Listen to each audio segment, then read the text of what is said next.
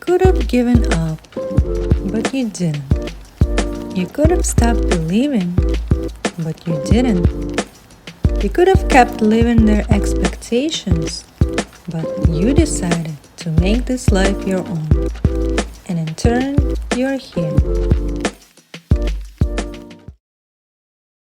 Hello, everyone. Today we're meeting John Mendez. He is a serial entrepreneur, realtor, investor, also a podcast host, and a social media expert. Hello, John. Thank you for joining us today.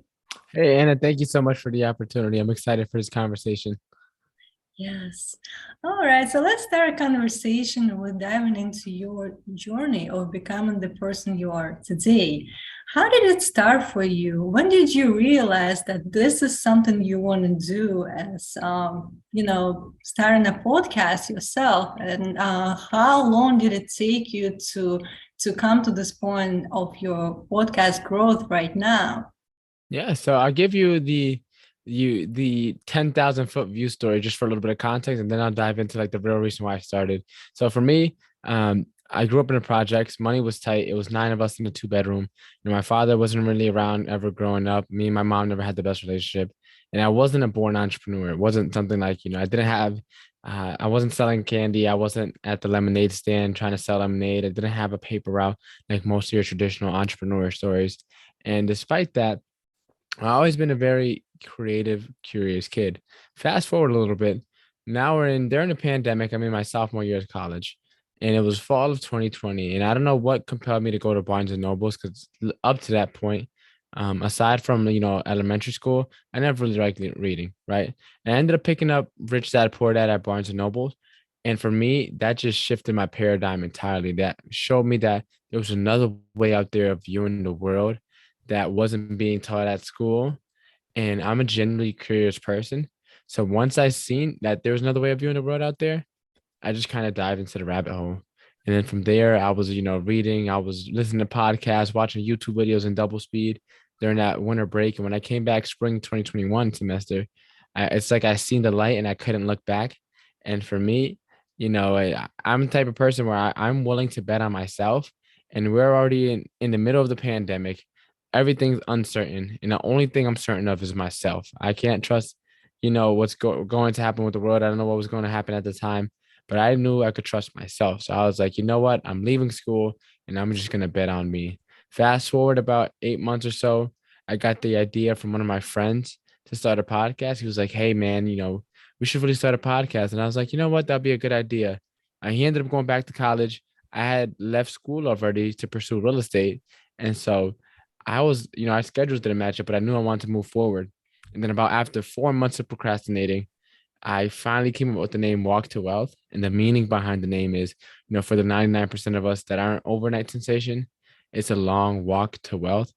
But some may walk faster than others. And what good is sprinting to the finish line if you pass out when you cross it? So that's pretty much how the podcast came together. That was December 2021 when I dropped my first episode. And I've been doing now almost a year and a month now since I first started. Wow, yeah, that's been a journey for you. And now that you're already more than a year into that business, what could you say for those who just, thinking about start a podcast and doesn't know like if that's really something they could build over time? Yeah. You went through the certain steps of creating that type of business for yourself. Maybe start as a hobby for you, or did you already see the potential in that business? Yeah. So for me, for the reason I really started a podcast is because I knew how hard it was for me to learn about personal finance and all the YouTube videos I had to watch and books I had to read just to gain surface level knowledge on it. Right. And I was like, okay, well, a lot of people wait until they become successful before they start giving back. And when they suddenly start giving back, it's like, oh, buy my course, sign up for my webinar, come to my summit. And there's usually, a price behind what they're offering. For me, I wanted to have something where I could document my journey raw in real time while I'm on the journey there still, and also share advice so I can help inspire, educate, and enlighten other young adults around my age. A lot of young people, they have this guard up where it's like if you're a lot older than them, they won't listen to you because you don't understand how times were in the upbringing. But for me, all the people I'm trying to target are people I went to high school with. I'm in the same age demographic as people I want to target. So for me, that's why I wanted to start the podcast, is because I knew how hard it was for me to learn about it. So if I could find a way to teach other people my age about it, and we're the next generation, then that would definitely lead to a much better outcome. And I feel like if everyone was more financially literate and had a mindset of abundance, this world definitely will be a lot better place. Not saying everyone has to become rich, but if we just learned about money and how it worked and learned how to think abundantly and see the opportunities, this world will generally be filled with a lot better people. And so my advice now, given that, is for anyone that's looking to start with why, especially if you don't already have a business started. For a lot of people can use podcasting to grow their business, but if you don't already have a business and you're just doing this because you have an interesting idea you want to talk about, or you have this passion within you that's burning and you want to pursue it, I would say spend some time reflecting on why it is that you want to do it. What makes you feel compelled to share your voice? What makes you to feel compelled to share your voice in this format?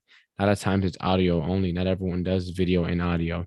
So what's compelling you to make you want to share your voice? The second step, I would say, and once you get clarity around that, is to really gain clarity as to who your ideal avatar is.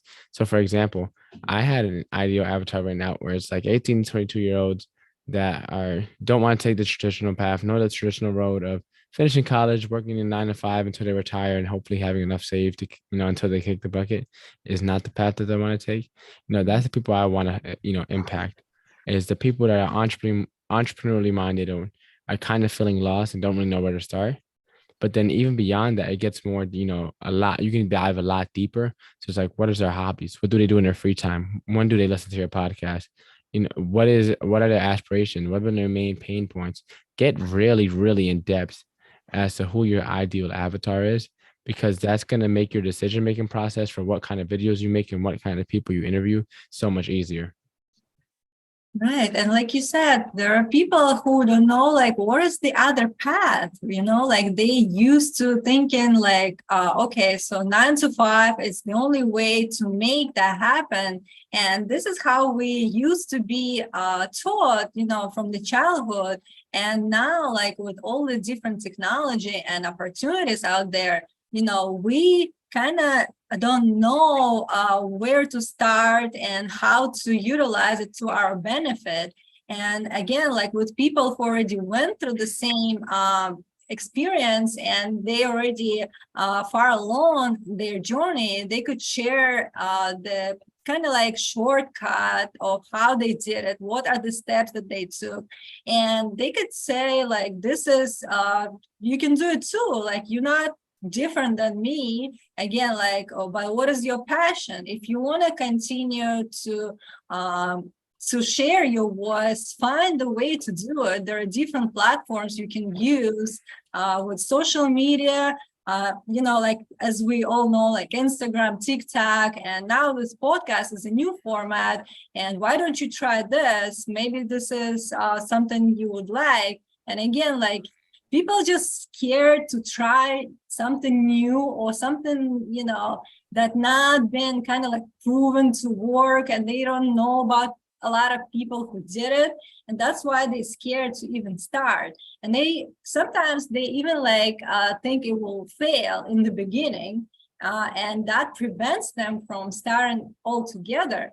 So what do you think the mindset of that person, the ideal, I would say, candidate for this type of non-traditional job, or what that person should think about, like where they should start with incorporating maybe daily habits and maybe seeing themselves trying new things? Yeah. So the reason I gave my advice earlier about starting with your why and starting with your ideal avatar is because it answers this question. So let's say you want to do a podcast on mental health, right?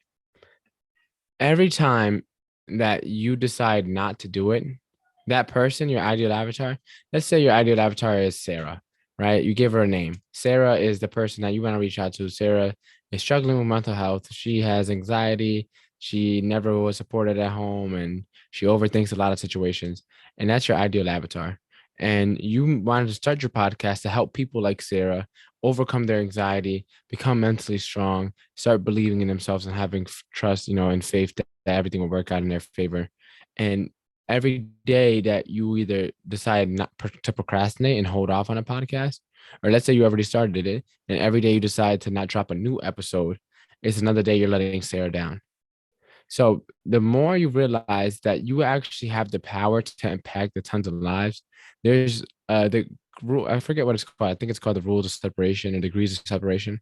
You're only about 5 connection away from a billion people. Like if you know 100 people and they know 100 people, and so on and so forth, you're only about 5 or 6 connections, if I'm not mistaken, from a billion people. That's almost the entire planet, right? And every time you decide to procrastinate on your podcast or procrastinate on your business or to procrastinate on sharing your message, you are literally letting the world down every time you procrastinate. And so you have to also realize too that every day you don't share your message, you're being selfish. Because if you were to die, your message and all your years of life and experience and wisdom and lessons and knowledge, all that dies with you if you don't share your message. So starting a podcast is one of the most selfless things you could do because you're sharing everything that you experienced through the world. Hopefully it's, provides value. Hopefully it's not, you're not trying to just share BS or just share lies and propaganda. Hopefully, you're sharing your knowledge, your wisdom for, the benefit and the betterment of humanity. And every day you decide not to share, you're just keeping that to yourself, which is very selfish. Yeah, I agree with you. And we should look at it from a different perspective. Like you said, if I'm withholding what I have inside of me that I want to share with the world, that means I'm being selfish in that sense. Like what if it could impact even one person with listening to your podcast or your message that you're trying to deliver? What if it will change the quality of their life?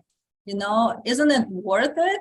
So you have to ask yourself questions. Why are you doing this? Why would that, bring you this kind of fulfillment? And usually it's connected to the better good for all of us. It's not just about you, but there's like a deeper understanding of why you're doing certain things and choosing for example, like starting a podcast or starting your other type of businesses online, and again, like creating that type of service, type of product that will benefit other people.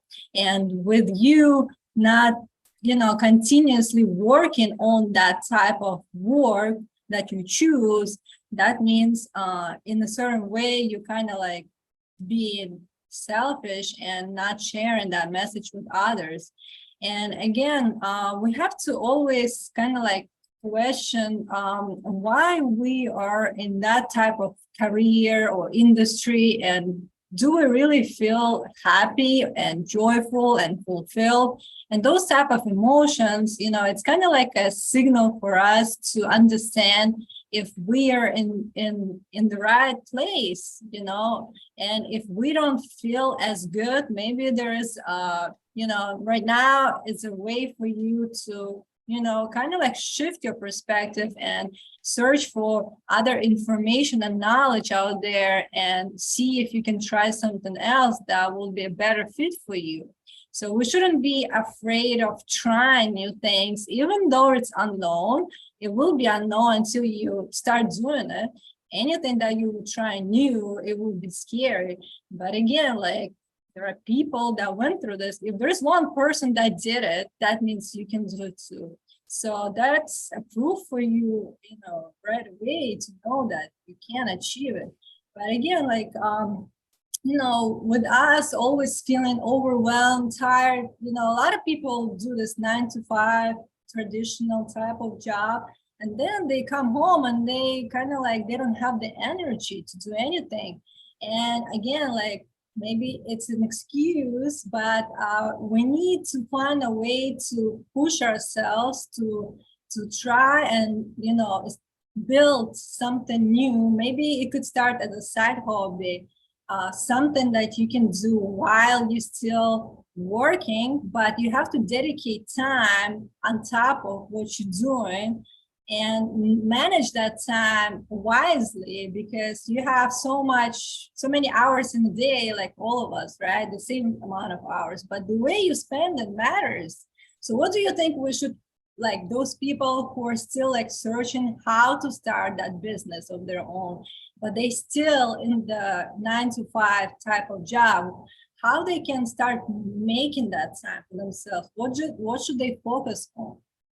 So I'll use you as an example. Anna, who is the person you love most in this world? I mean, I have a lot of like friends, family. Pick one, random one, off the top of your head. Just pick one person. All right, let's say my mom. Your mom. All right. So let's say you're working a 9 to 5, right? And you work 8 o'clock in the morning till or 9 to 5. You work from 9 and you get off at 5. Takes you about 30 minutes to get home. So let's say you get home 5:30 every day. That's reasonable. That's about the majority of the US, right? Working 9 to 5, they get home around 5:30, maybe 6 o'clock, depending on the commute and traffic.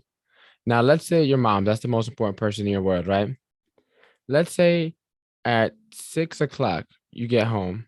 Let's say at 6:15 every day, Monday through Friday, your mom was about to die if you didn't go and run across town to go save her. Would you go save her every day, Monday through Friday? Sure. You would, right? If you love your mom, you're going to make a way. Doesn't matter if you just worked your entire day. Doesn't matter if you just worked, maybe even if you worked, let's say you worked overtime, you got off at 7 today. And if your mom was going to die at 7:15, this is an extreme example, but this is just to use as an example. Your mom's going to die at 7:15 if you don't go and save her and go and get there in time. Are you going to just sit there and procrastinate? Or are you going to get up your butt and find a way to get over there in 15 minutes, right? That's the problem. People aren't tired, they're just not motivated. If you put the thing you love most in front of you, and you tell me that that person or that thing is going to die or going to be taken away, whatever it is that you value most, 10 times out of 10, you'll find a way to get there and prevent that from happening. These people that spend all their times, their entire lives working for the man and spend not a single minute working on themselves, not a single minute.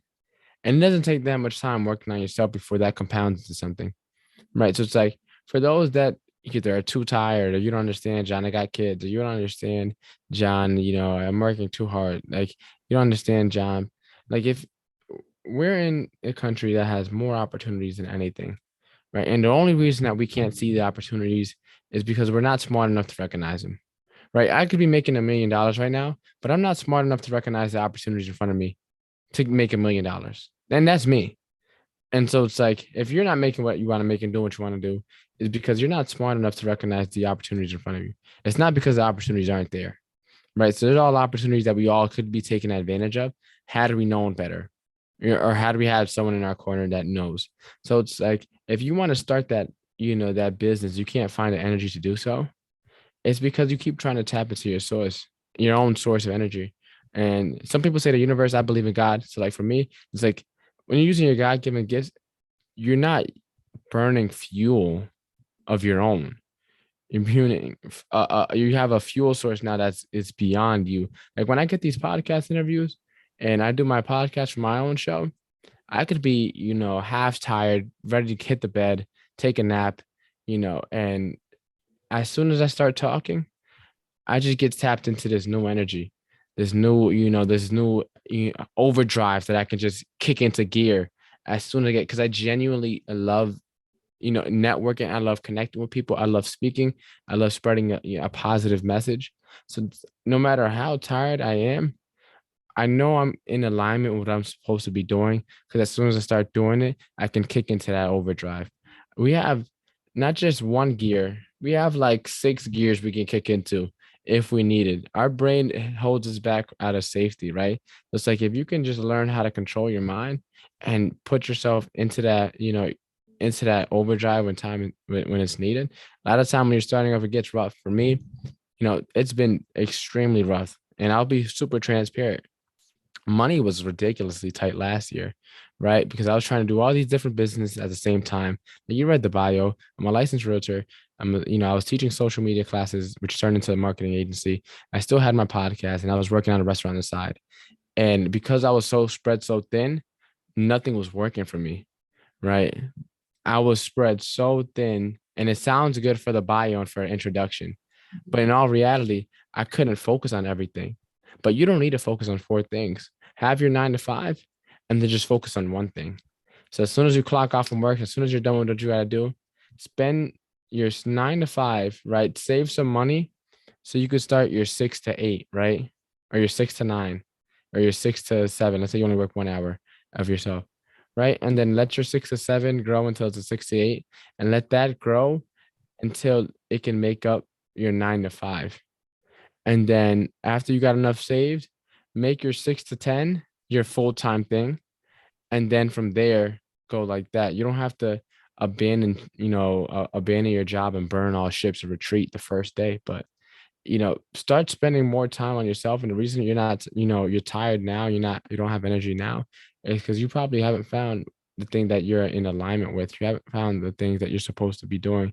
You're not paying attention to what fulfills you, what brings joy into you, not what brings happiness, what brings joy, because happiness will come and go. But find what brings you joy and fulfillment, and that'll help you get into this overdrive gear that most people have yet to tap into because they're just stuck on that hamster wheel that we call a rat race. Right. And I can relate so much with you talking about how when you could be like feeling tired, but once you start like say podcast, like I'm doing podcast right now, and I feel so much energy and it's like out of nowhere. I don't know how come because I spent all of my day doing something and now I have those interviews, but I still I'm very excited to meet that new person and to have that conversation. I know this conversation will bring, positive impact for a lot of people who listen. And that gives me that joy and fulfillment. And I enjoy it myself as well as enjoy spreading that message to others. And I'm pretty sure other people will find their voice and passion in something they want to do, but they have to observe and see what that thing is that brings them that joy. And then they could tap in that another dimension of their energy that will give them that fuel to pursue and to grow that business. And it could start, like you said, 6, 7, 6, 8, grow to 6, 10, and it could transition eventually to your full-time job.